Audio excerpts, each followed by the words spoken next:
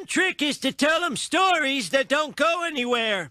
19 to a whole 100 years ago, but I was a senior in high school, and Przicki turned out to be a great athlete at the University of Delaware, but I was runner-up the state scoring championship here in football. I wasn't bad either. Like the time I caught the ferry over to Shelbyville, I needed a new heel for my shoe. And I'd see and listen to Dr. King and others, but I didn't know any black people. No, I really didn't. You didn't know any white people either. So I decided to go to Morganville, which is what they call Shelbyville in those days. Is that we used to go in the key room at lunchtime after a free swim and sit on the floor because it was nice and cool. And remember Boom Boom Cannon and a few other guys that worked here well.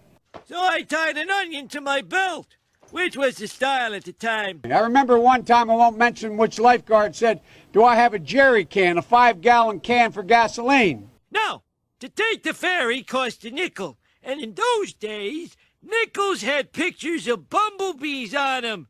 Give me 5 bees for a quarter, you'd say.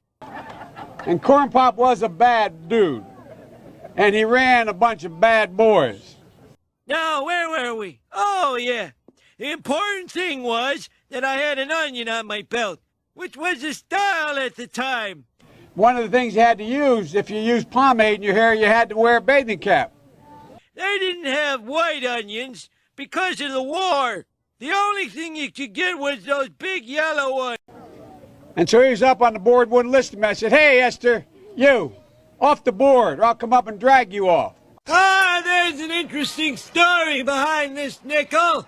In 1957, I remember it was, I got up in the morning and made myself a piece of toast. I set the toaster to 3, medium brown. And he cut off a 6-foot length of chain. He folded up, he said, "You walk out with that chain. And you walk to the car and say, 'You may cut me, man, but I'm going to wrap this chain around your head.'" I owned the first radio in Springfield. Weren't much on the air then. Just Edison reciting the alphabet over and over.